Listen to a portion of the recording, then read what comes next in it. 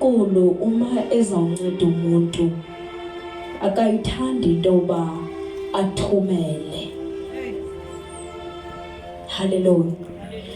uJehova bathandekayo uyathanda ukubukisa. Hallelujah. Ngizibeka kanjalo. Uyathanda uma ethi ezawufika empilweni yakho sisinyameka. Amake sure ukuthi umama ngubane uyabona. Hallelujah. Akafuna ukufika kungazeki kodwa ufuna ukufika kukwabantu.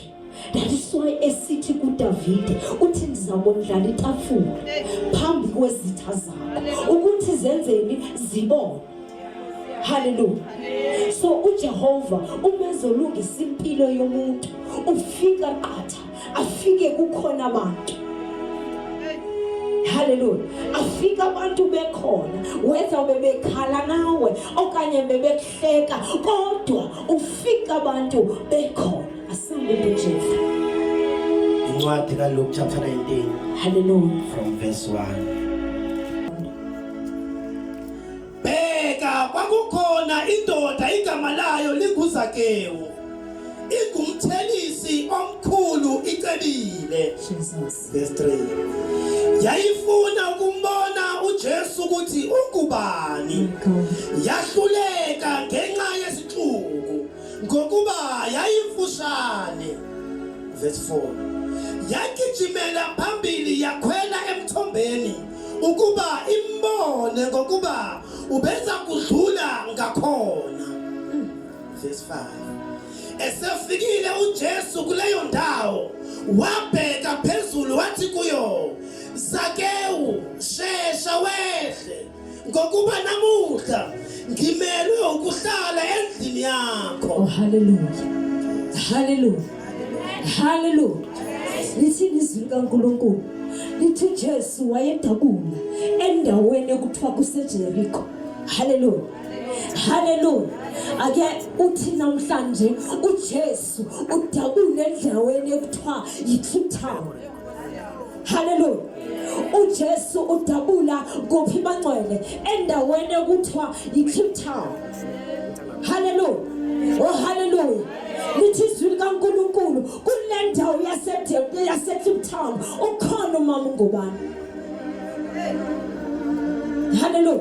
Ake singakhulumi ngoZakewu ngoba mhlambe sikhuluma ngomuntu esingazange sambona esingamaziyo kodwa sikhulume ngomama ungubane okhoyo right now phambi kobuso bakho owaziyo indaba zikamama ungubane. Uyamazi umama ungubane uphila yiphi indlela phambi kwakho.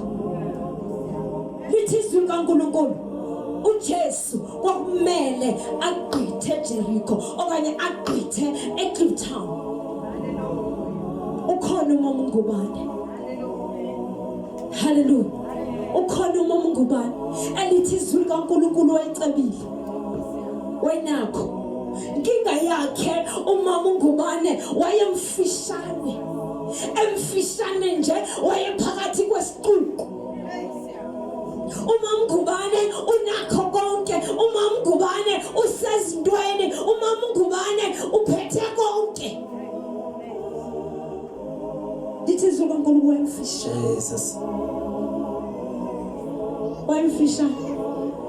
Mhlawumbe ukufishana bakhona kwakwenzeka ukuthi abone ngabantu ongapha yangamboni because umfishane ngenxa yezinto ezazimamngamele wayesezintweni wayixakekile umama ngubane.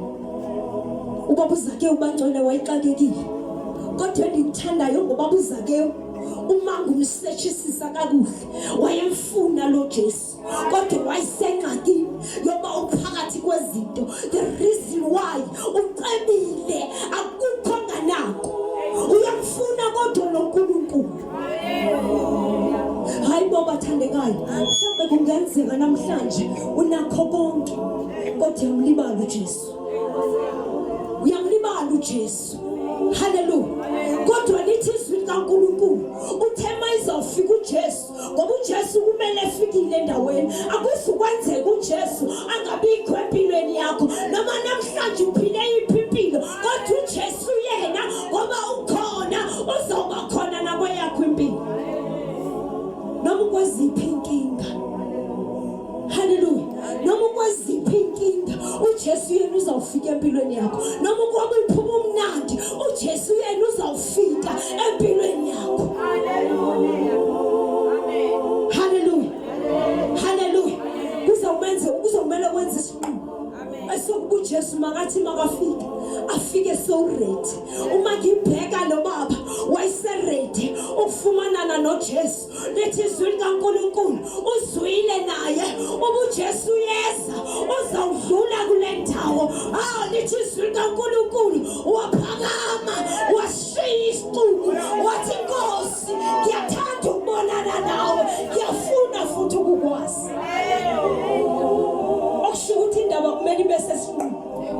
Nenhliziyweni yakho ucinga ntoni wena kusimo phila kuso ubona kunjani wena kwindawo ohleli kuyo kuhle na ubaba uhlale kuyo ungenayo uJesu. Lethi izwi likaNkulunkulu ubaba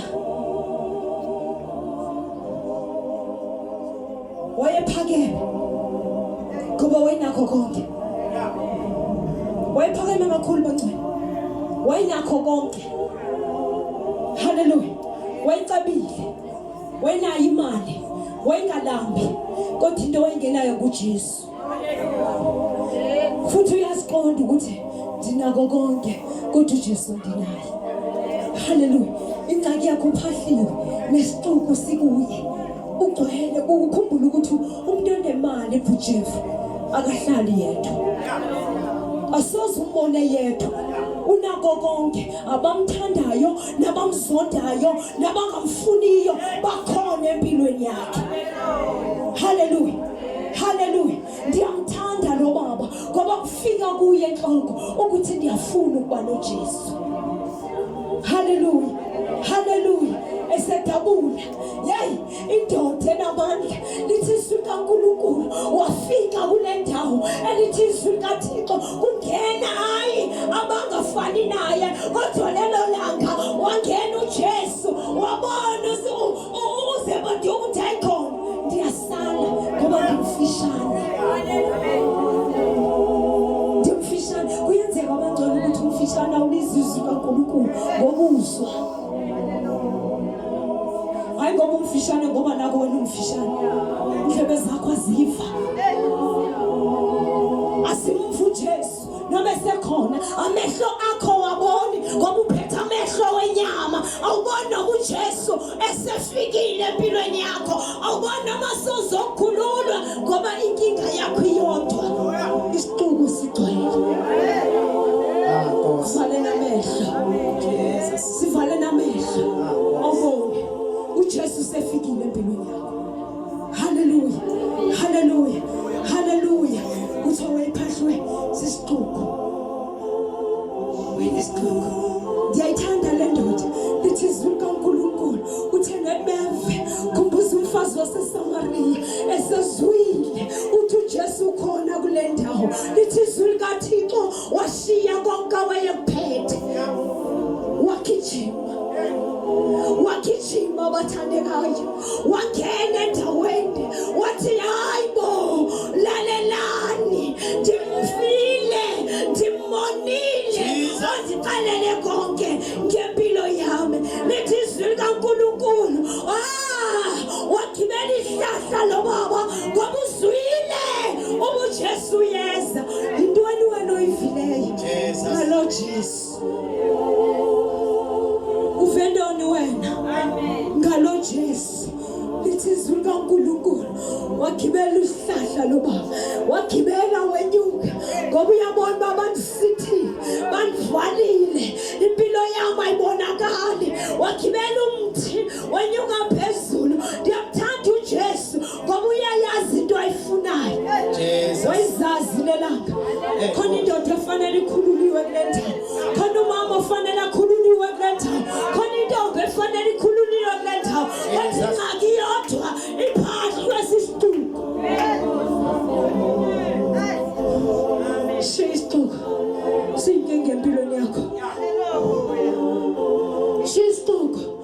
vala amehlo ozubona ifriend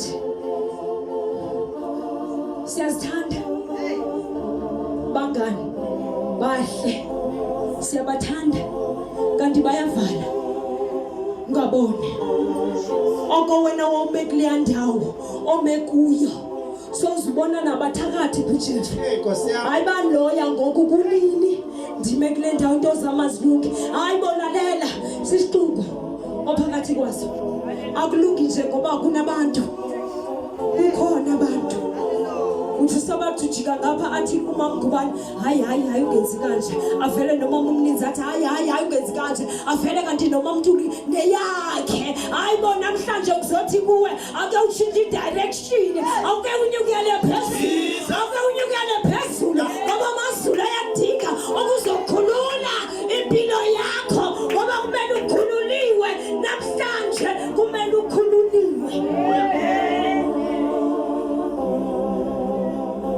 yadlula ingadlangala amen yadlula ingadlangala abangcwele yadlula ingasaqala isazi mama ngempilo yakho ibona impilo ephilayo yafika qathatha ithi lalela yehla kwindawo kuyo ngoba namhlanje ngiyolaliswa kwakho Jesus kuphi kwakho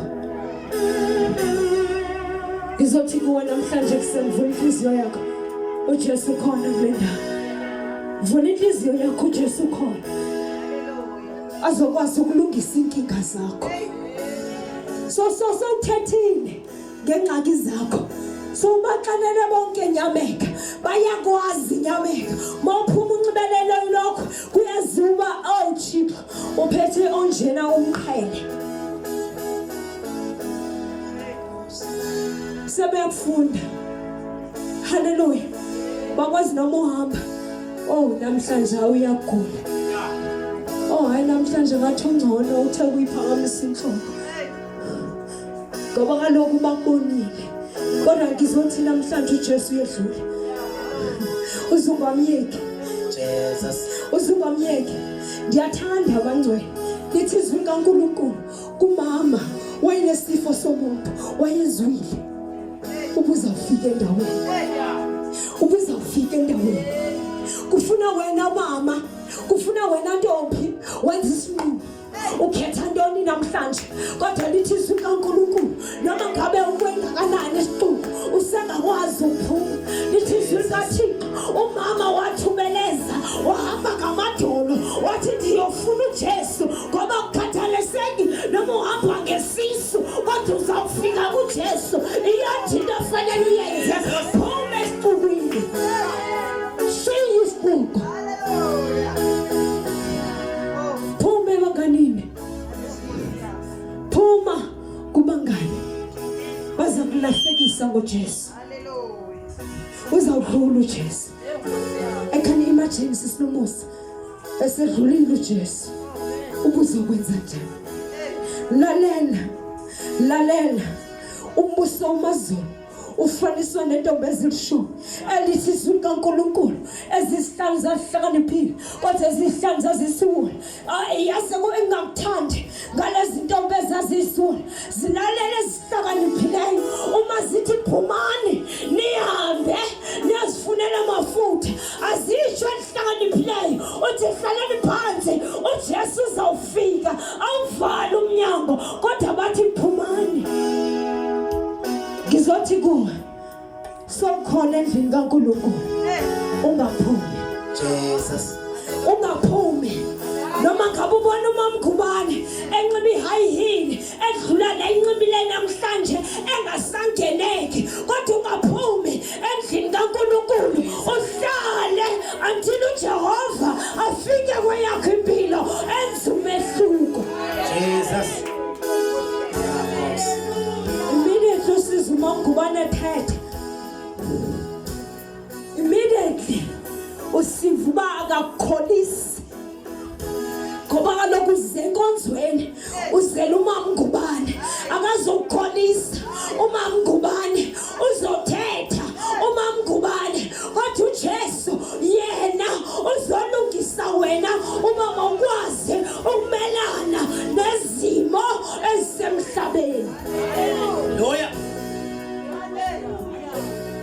uzuhlala ungaphumi. Waphuma namnyako uzawungena uJesu. Then uJesu mayengena akazungena ushiya umnyaka uvulekile, uza kuvala. Wena ungaphakathi uza kufumana into zakho. Wena ungaphakathi uzokhululwa. Wena ungaphakathi uzoyithola ingcebo yakho. Kodwa uma ungaphandle akukho ozokuthola. Uma ungaphandle uzothola ukufa. Namhlanje sisenkingeni yabantu abashiya ukuphila endlini kaThixo baphumele ngaphandle bathola ukufa. Uzungayishiya indawo yakho noma ngabe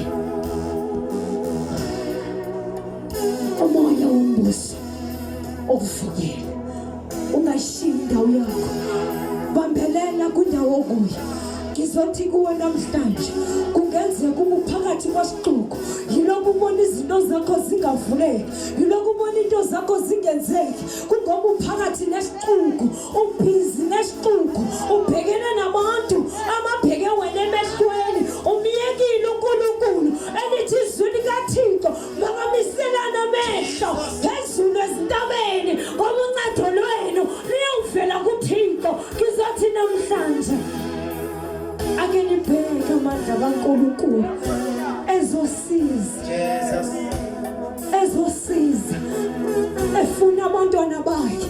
Ake nilalele bangcwele, uJesu yeke izinto zakhe esize emhlabeni ezokhulula thina. Kodwa namhlanje thina sibhizi zizinto zethu, sibhizi ngabantu bethu, size siyababona uma ngabantu bethu, size siyabazi uma ngabantu bethu. Alalela, phuma ezintweni, phuma esixukwini. Siyakudestroya, siyakudestroya, asikwakhe Jesus. lithi izwi likaNkulunkulu. Uzimva nje umeva ukuthi uJesu uyolalisa kwakhe, uthi uJesu uyehla kule ndawo, wehle uze apha ngoba namhlanje ndiyolala kwakho. uJesu bangcwele akamfuni umuntu ophakemeyo, akamfuni umuntu ozaziyo, akamfuni umuntu onamandla, akafuni umuntu ohlakaniphileyo. Kodwa uJesu bathandekayo ufuna umuntu ophansi othi mina ndiyazinto kodwa Jesu ndiyadinga. Mina Jesu andinalutho kodwa uma Jesu ndinawe ndinakho konke. Nkosi. uJesu ufuna umuntu ophansi, ufuna umuntu ohambile, ufuna umuntu ozothandaza. Lide kuqala usithi ndiyazi yakushiya ngcwele, uzawusheka wedwa, uzawusheka ungena umncane, uzawusheka ungena umhlengi.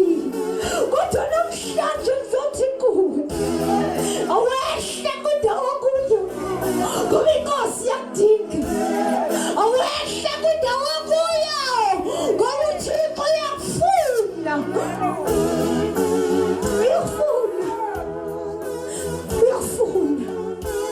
Uyafuna akafuneli izinto zomhlaba, akafuneli izinto zomhlaba, kodwa ufuna izinto zasemazulwini. Ake wenza isinqumo, awenza isinqumo namhlanje, wehlele ezansi. Kudala uhleli kwindawo okuyo. Jesus. Yabazi ababi nabahle ngoba kaloku wena uphezulu, sibona kakuhle, sazi kakuhle. Kodwa ngizothi kuwe namhlanje uJesu uzolala kwakho, uzobe kwakho namhlanje, uzobe ezokhulula konke ebeboshiwe namhlanje kwakho. Kuyakhululwa namhlanje ngoba kusuJesu empilweni yakho. Abantwana bakho bebengahambi kakuhle, ngizothi namhlanje uJesu uyangena kwakho. Kodwa kuzofuna wenza i-change, kuzomele kutshintshe empilweni yakho, yehlele enzansi.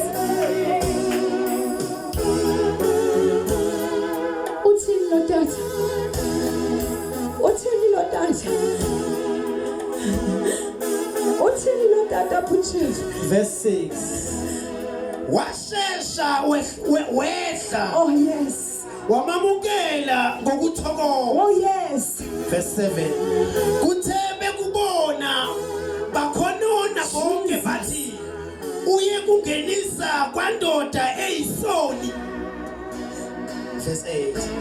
Kodwa uZekewu wasukuma wathi enkosini, bheka Nkosi, ngipha abampofu ingxenye yempahla yami.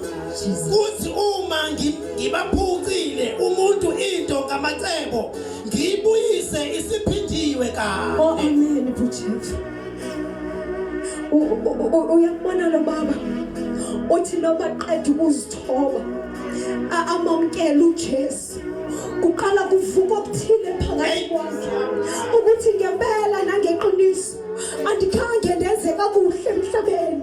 Uyaqala uphakamisa izandla, uyarependa uthi baba ndingumoni, andimhlanga phambi kwakho, andenzanga kakuhle, kodwa ngelaqasha bekwenza ebebona uba kuhle. Kodwa namhlanje kuvuka umama kaqala sithobe athi Nkosi andikhange ndenze kakuhle. Yes, Lord. Uyabona ngoku usekule ndawo ogibele kuyo, sambe naphezulu, asoze uzibone umurongo bakho, asoze uzazi bani nandenzi kakuhle. Kodwa immediately aqala uJesu efika empilweni yakho, ube nako ukwehla, kulapho uzokwazi Butchefu nokuthi ndiyaxolisa ungakhange wenze nto, kodwa usifa ubuhlungu ngaphakathi kwakho ngoba uyamazi uJesu uba ngayifuni into embi. Uthi noma ngabe bengimthathele ndibuyisela kuze kuphinde kubekane, ngoba kungena into ethile ngaphakathi kwakhe, kungena indoda ethile phakathi kwakhe ekwazi ukumehlukanisela okuhle nokubi. Ngizothi namhlanje yamkela Inkosi, yamkela Inkosi, yamkela Inkosi. Ngithe izolo enkonzweni yomama ngathi bomama kunento engathanda umama ndiyenze, uma ndithi Inkosi ndiyakwamkela ube njengomsindisi, kodwa ndifuna ukuthi Inkosi ndiyakwamkela ube ngumsindisi. Haya abenje ingathi uthethe enye into sisinomusa. There is gap oyivulayo, awugcwalisi wena. Makabe yinkosi angabi nje ngenkosi, kodwa abe yinkosi yempilo yakho.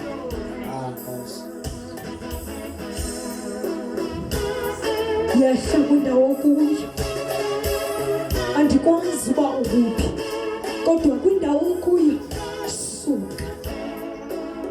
suka esxukwini, funa Inkosi, funa Inkosi nakwakho namhlanje. Uma ngabe uyifuna ngeqiniso uzolala nayo endlini yakho namhlanje, izokhulula izinto ebekade zibotshiwe, izophilisa ebebekade begula, izoqala kabusha impilo zethu. Uya ngokukhona. Yes, Lord. Ngizocela abangcwele, bayingcwele uthi mangisuke mina. Lizwe ngizokushiyana. Yamkela Jesu, abe Inkosi nomsindisi wempilo.